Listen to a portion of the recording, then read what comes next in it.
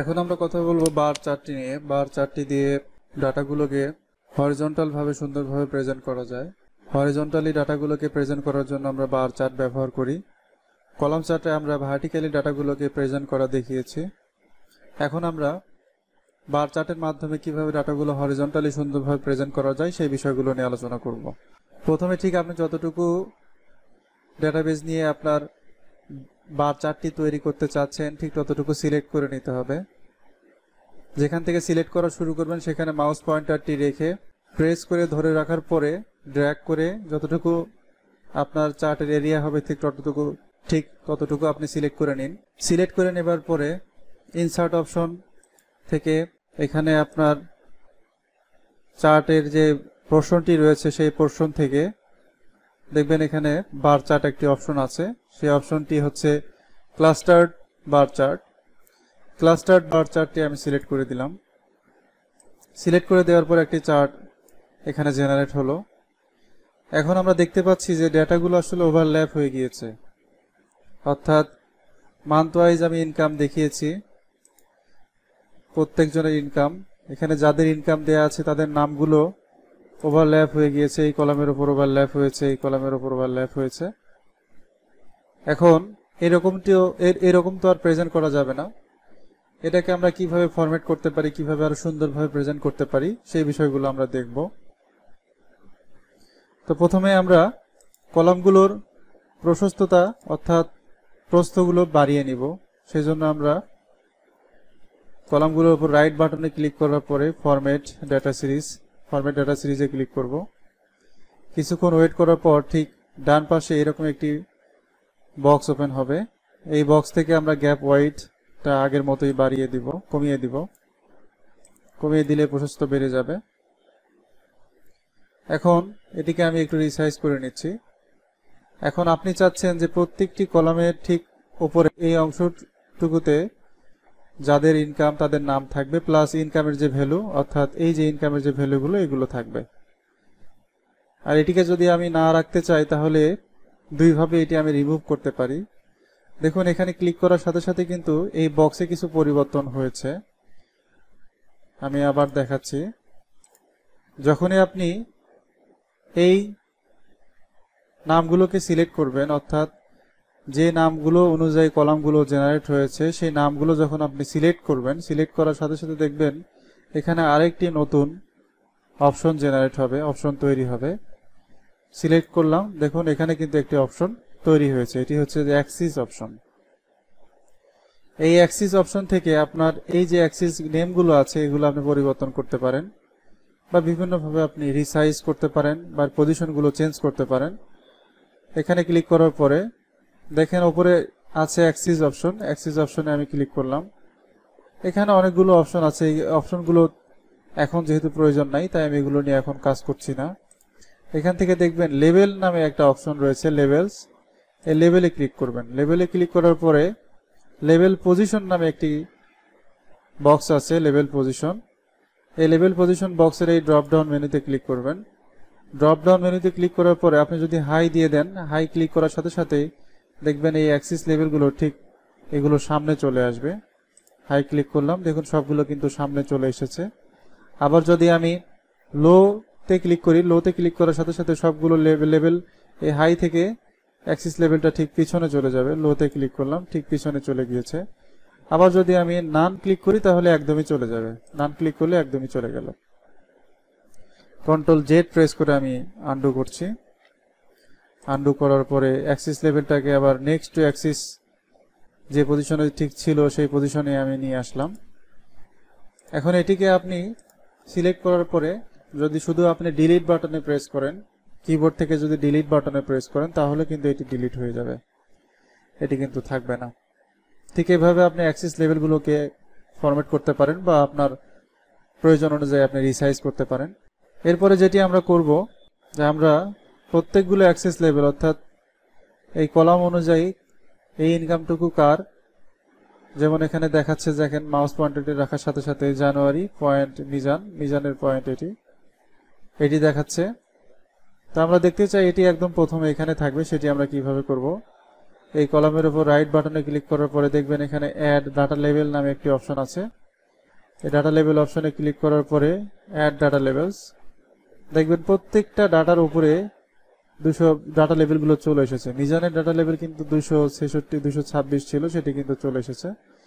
তারপর এটি সিলেক্ট করার পরে রাইট বাটনে ক্লিক করে format data series, format data সিরিজে ক্লিক করার পরে এরকম একটি বক্স চলে আসবে। ফরম্যাট ডাটা সিরিজে ক্লিক করার পরে যখন আপনি আবার এটি সিলেক্ট করে দিবেন তখন দেখবেন এখানে এক্সট্রা আবার কিছু অপশন অ্যাড হবে। সেটি না করে আপনি সরাসরি করতে পারেন। সরাসরি করার জন্য এটিকে সিলেক্ট করলেন, সিলেক্ট করার পরে গিয়ে format data labels, format data লেভেলসটা আপনি অ্যাড করে দেন, তখন সবগুলো অপশনই আপনি একবারে পাবেন। এখন এখানে বলছে লেভেল অপশন, লেভেল অপশন অর্থাৎ এগুলো প্রত্যেকটাই লেভেল। এই লেভেল অপশনগুলো নিয়ে আমরা কাজ করব। এই লেভেল অপশনগুলো নিয়ে কাজ করার জন্য প্রথমে এগুলো সিলেক্ট করে নিতে হবে। তারপরে যদি আমি ক্যাটাগরি নেমটা অ্যাড করি, ক্যাটাগরি নেম অ্যাড করার সাথে সাথে দেখবেন কার লেভেল কোনটা সেই নামগুলো কিন্তু অ্যাড হয়ে গিয়েছে এখানে। তারপরে এগুলোর পজিশন আপনি এখান থেকে করে দিতে পারেন। এই যে লেভেল পজিশন আপনি সেন্টারে দিলে সবগুলো কিন্তু সেন্টারে চলে যাবে। আপনি যদি ইনসাইড বেজ লেভেলটা চয়েস করে দেন, অর্থাৎ এটাই তো একটা কলাম ইনসাইড বেজ, অর্থাৎ বেজ মানে এখানে চলে আসবে। ইনসাইড বেজে দিয়ে দিলাম, ইনসাইড বেজ দিয়ে দেখেন সবগুলো কিন্তু বেজে চলে গেল। যেহেতু এটা নেগেটিভ তাই এখান থেকে এর বেজটা ঠিক এই দিকে আসবে, এই জন্য এখানে চলে এসেছে। ইনসাইড ইন্ড যদি দেন তাহলে ইনসাইড ভিতরের যে শেষ প্রান্ত ঠিক শেষ প্রান্তে এগুলো কিন্তু চলে যাবে। এগুলোর যদি কালার আপনি চেঞ্জ করতে চান, ঠিক এখানে দেখুন এখানে একটা বাকেট সাইন আছে যে ফিল অ্যান্ড লাইন, এখান থেকে আপনি কালারগুলো কিন্তু দিতে পারেন। সলিড ফিল যদি আপনি দিতে চান দিতে পারেন। এখান থেকে আপনি কালারগুলো যে কালার আপনি দিতে চান সেই কালারটা আপনি চয়েস করতে পারেন। এটি আপনার ইচ্ছা মতো আপনি চয়েস করতে পারেন।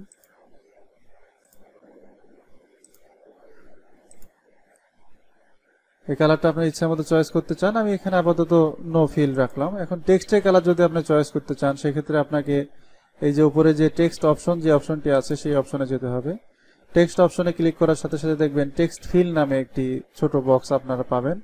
সেখান থেকে সলিড ফিল থেকে আপনি কালারটা চেঞ্জ করে দিতে পারেন। আপনি যে কালার দেবেন এখানে সেই কালারটি তৈরি হবে, যে কালার দেবেন সেই কালারটি এখানে সুন্দরভাবে তৈরি হবে।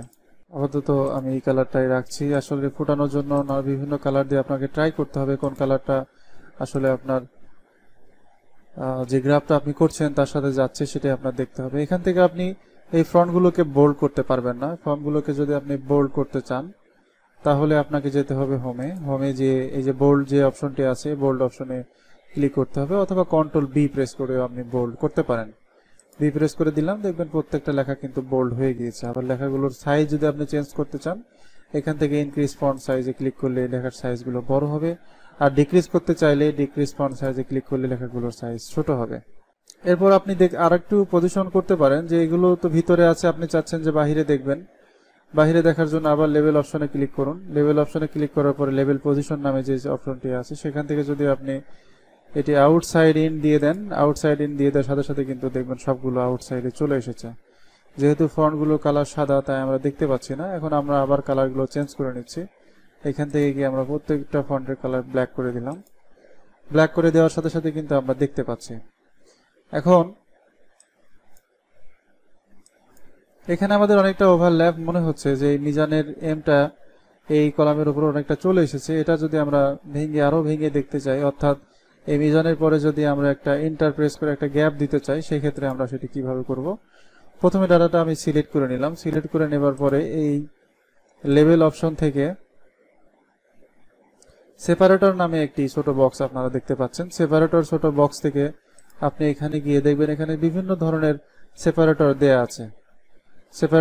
আপনি কমা দিতে চাইলে কমা দিতে পারেন। সেমিকোলন যদি আমি দিই দেখবেন এখানে কিন্তু সেমিকোলন হয়ে গিয়েছে, সেপারেট করে ফেলেছে। আবার যদি আপনি পিরিয়ড দেন, পিরিয়ড দিলে এখানে ফুল স্টপের মতো চলে এসেছে, অর্থাৎ সেমিকোলন চেঞ্জ হয়ে গিয়েছে। আপনার নিউ লাইন যখনই আমরা করে দিব আবার স্পেস দিতে চাইলে দেখবেন দুইটার মাঝখানে একটা স্পেস তৈরি হয়ে যাবে। আমি স্পেস চাচ্ছি না, আমি চাচ্ছি যে মিজান উপরে থাকবে নিচে 226 থাকবে, তাহলে আমরা নিউ লাইন দিয়ে দিলাম।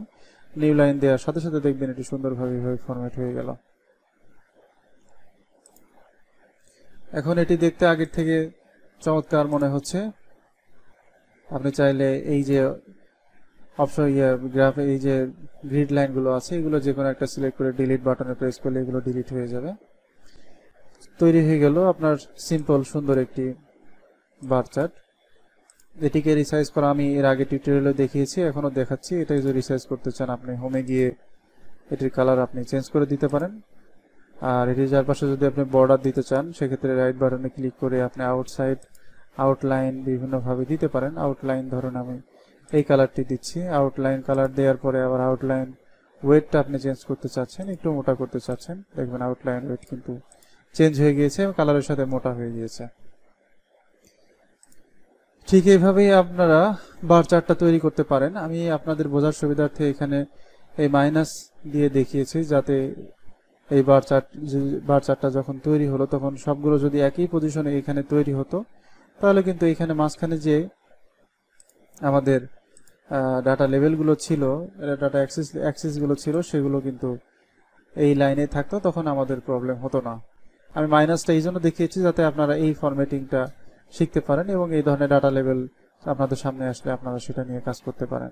আবার যদি আপনারা প্রত্যেকটা ডাটা লেভেলসের উপরে বাংলাদেশি টাকা বা বিডিটি অথবা টিকে অ্যাড করতে চান সেক্ষেত্রে আপনারা কি করবেন, প্রথমে যেখানে যে ডাটা লেভেলগুলোর সামনে আপনি বাংলাদেশি বিডিটি বা টাকা অ্যাড করতে চান সেটি সিলেক্ট করে নিতে হবে। সিলেক্ট করে নেবার পরে রাইট বাটনে ক্লিক করবেন, রাইট বাটনে ক্লিক করে format data labels, format data লেভেলসে ক্লিক করার পর এই বক্সটি আবার ওপেন হবে। এই বক্সটি ওপেন হওয়ার পরে এখানে দেখবেন যে লেভেল অপশন নামে যে অপশনটি আছে সেটি সিলেক্ট অবস্থায় আছে, অথবা সিলেক্ট অবস্থায় না থাকলে আপনি সিলেক্ট করে নেবেন। এখানে দুটি অপশনই আপনি পাবেন, একটি হচ্ছে লেভেল অপশন আর একটি হচ্ছে নাম্বার অপশন। আপনি এখান থেকে নাম্বার অপশনে যাবেন। নাম্বার অপশনে যাওয়ার পরে দেখবেন ক্যাটাগরি জেনারেল থাকবে, ফরম্যাট কোড এটিও জেনারেল অবস্থায় থাকবে। এখন যেহেতু আমি বাংলাদেশি কারেন্সি অ্যাড করতে চাচ্ছি তাই আমি এখানে এটি সিলেক্ট করার পরে আমি কারেন্সি সিলেক্ট করে দিব। কারেন্সি সিলেক্ট করে দেওয়ার পর যেহেতু ডলারটা অটোমেটিক থাকে, ডলারটা অটোমেটিক নিয়ে নিয়েছে, আপনার কিছু করতে হবে না, জাস্ট ডলার সাইনটা আপনি এখান থেকে সরিয়ে ফেলুন। ডলার সাইনটি সরিয়ে ফেলার পরে আমরা যখন কাস্টম ফরম্যাটিং নিয়ে টিউটোরিয়াল করব সেখানে আমরা কাস্টম ফরম্যাটিং নিয়ে বিস্তারিত আলোচনা করব। আপাতত এখানে যতটুকু লাগবে ঠিক ততটুকু বলছি, ততটুকু আপনারা শিখেন। যখন এই ধরনের format code, custom formatting code আপনারা ইউজ করবেন সেখানে যদি আপনারা কখনো টেক্সট লিখেন সেটাকে অবশ্যই ডাবল কোটেশনের ভিতরে রাখতে হবে। তো প্রথমে আমি ডাবল কোটেশন ওপেন করছি, তারপরে আমি টাকা লিখছি, টিকে টাকা লেখার পরে ডাবল কোটেশন ক্লোজ করছি। ডাবল কোটেশন ক্লোজ করার পরে এখানে একটা আমি স্পেস দিচ্ছি। স্পেস দেওয়ার কারণ এই যে হ্যাশট্যাগ চিহ্নটির দিকে বোঝানো হয়েছে, এই চিহ্নটির অর্থ হচ্ছে আপনার নাম্বারগুলো এটিকে এই ফরম্যাটে থাকবে। এখন যদি আমি এখানে অ্যাডে ক্লিক করি, অ্যাডে ক্লিক করার সাথে সাথে দেখবেন এখানে যে ডলার সাইনটি আছে, সবগুলোর সামনে যে ডলার সাইনটি আছে সেই ডলার সাইনটি অটোমেটিক চলে যাবে, অর্থাৎ রিমুভ হয়ে যাবে। সেখানে অ্যাড হবে টাকা, টাকা অ্যাড হওয়ার পর একটা স্পেস অ্যাড হবে। অ্যাডে ক্লিক করলাম, দেখেন ঠিক সব যতগুলো ছিল সবগুলোর সামনে কিন্তু টাকা অ্যাড হয়ে গিয়েছে এবং টাকা অ্যাড হওয়ার পরে কিন্তু ঠিক এখানে যে ফরম্যাটটি আছে দেখবেন এই যে প্রথমে সংখ্যাটি আছে, সংখ্যা থাকার পরে এখানে ডাবল কোটেশন, দুইটা হ্যাশ থাকার কারণে সংখ্যাগুলো কিন্তু ঠিকভাবে নিয়েছে এবং তারপরে ফরম্যাটটা 0.00, এই 00 ফরম্যাটে কিন্তু এটি ফরম্যাট হয়ে গিয়েছে। তারপরে যদি আপনি এখান থেকে বিডিটি অ্যাড করতে চান তাহলে কাস্টমে গিয়ে আপনার কারেন্সিতে যাওয়ার পরে যদি আপনি বিডিটি অ্যাড করতে চান এখানে সিম্বল যে অপশনটি আছে, সিম্বল অপশনে গিয়ে দেখবেন এখানে বিতে ক্লিক করার পরে বির যে অপশনগুলো সেগুলো চলে আসবে। এই যে দেখবেন বিডিটি কিন্তু এখানে চলে এসেছে। বিডিটি সিলেক্ট করে দেওয়ার সাথে সাথে দেখবেন সবগুলোর সামনে কিন্তু বিডিটি লেখাটা চলে এসেছে। যে বিডিটি আপনি চাইলে এখানেও বিডিটি লিখে দিতে পারতেন, সেটি আপনার ব্যাপার। এইভাবে আপনি ডাটা লেভেলগুলোর সাথে বাংলাদেশি টাকা বা বিডিটি অ্যাড করতে পারেন। এখন আমি আশা করতেই পারি যে আপনারা বার চার্টটি সম্পূর্ণভাবে বুঝতে পেরেছেন এবং বার চার্টের ভিতরে ইন্টারনাল যে ফরম্যাটিংগুলো ছিল সেগুলো আমি দেখানোর চেষ্টা করেছি। আসলে অনেকভাবে আপনারা ফরম্যাটিং করতে পারেন বা ফরম্যাটগুলো চেঞ্জ করতে পারেন। আমি দেখিয়েছি ইম্পর্টেন্টগুলো, যেগুলো আপনার সচরাচর সবসময় কাজে লাগবে।